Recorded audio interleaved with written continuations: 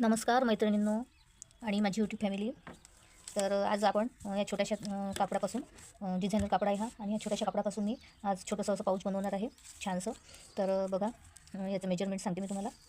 तर हा 11.5 पावणे 12 इंच याची लांबी आहे कापडाची, आणि 6.5 पावणे 7 इंच याची रुंदी आहे.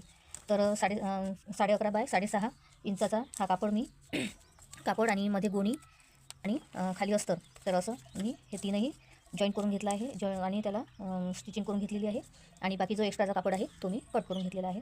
तर आता बघा, आपण या कपड्याला आहे ना असं दुम्मट मारून घेऊ. अशी दुम्मट मारून मी अर्ध्या इंचावर असं थोडंसं असं अर्ध्या इंचावर असं गोल गोल कट करते.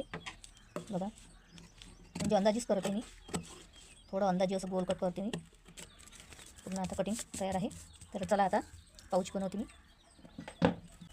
तर आपण बघूया आता आपल्याला चेन लावण्यासाठी थोडं आपण इथपर्यंत असं मोजून घेणार आहोत. आपल्याला चेन लावायची आहे तिथपर्यंत. तर मला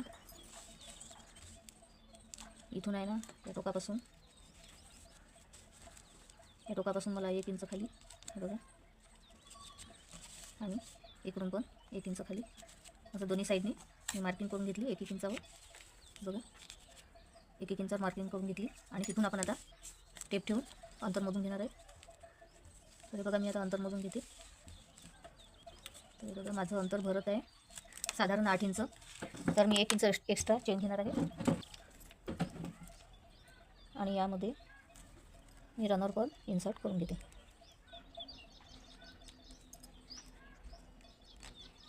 तर हे बघा, मी रनर आता इन्सर्ट करत आहे यामध्ये. तर हे बघा, रनर कसं इन्सर्ट करायचं.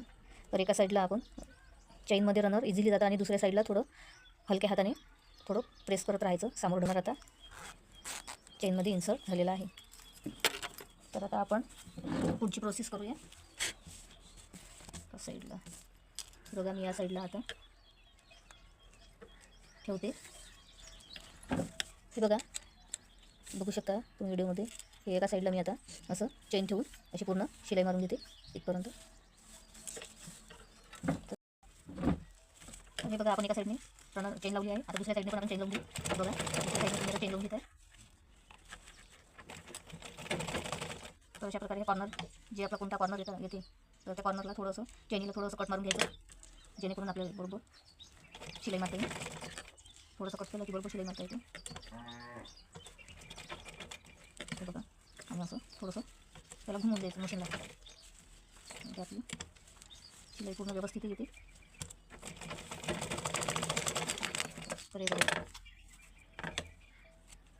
दोन्ही साईडने आता आपण चेन लावलेली आहे.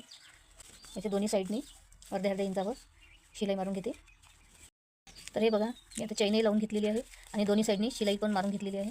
तर आता आपण याला सरळ करूया. हे बघा, तर सरळ करायच्या अगोदर पहिले आपण इथे 1 इंचावर इथे बेस थोडा पाऊचचा 1 इंचाचा आपण बेस बनवूया पाऊचला.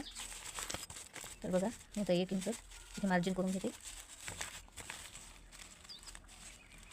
बघा,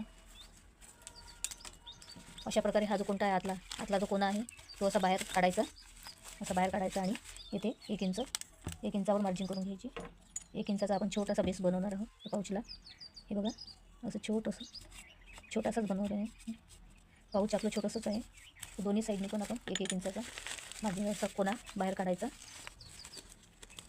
आणि हे बघा, असं कोणा बाहेर काढल्यानंतर इथे आपण मार्जिन 1 इंचाचा असा बेस बनवून घ्यायचा. हे बघा, 1 इंच.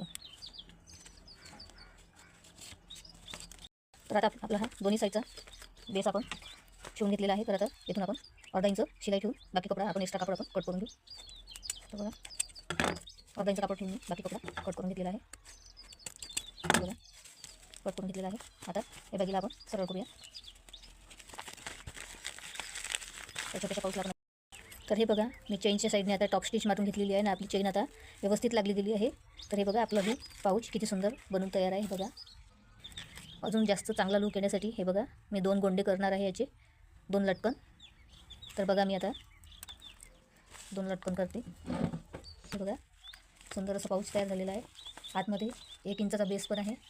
आणि आपण हे डिझायनर पाऊच आहे. डिझायनर कापडाचं पाऊच आपण कुठेही लग्नात, रिसेप्शनमध्ये वगैरे कुठेही आपण फंक्शनमध्ये हे पाऊच नेऊ शकतो. आणि किती सुंदर दिसते बघा. त्याला लटकनसुद्धा आहे.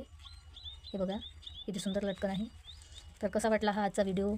यूजफुल वाटला ना? जर यूजफुल वाटला असेल तर प्लीज लाईक करा, शेअर करा आणि सबस्क्राईब करा. आपण आता नेक्स्ट व्हिडिओमध्ये बॅगेचा बेस वगैरे, ब्लाऊज डिझाईन सगळं आपण माझ्या चॅनलवर तुम्हाला बघायला मिळणार आहे. आणि कारण जे मग माझे मी व्हिडिओ नंतर मी अपलोड करत जाईन तर त्याची नोटिफिकेशन सर्वात प्रथम तुम्हाला येत जाईल. आणि असेच आपले नवनवीन व्हिडिओ आणि नवीन माहिती तुम्हाला बघायला मिळेल. तर चला मग भेटू पुढच्या व्हिडिओमध्ये. तर जय महाराष्ट्र, जय भारत.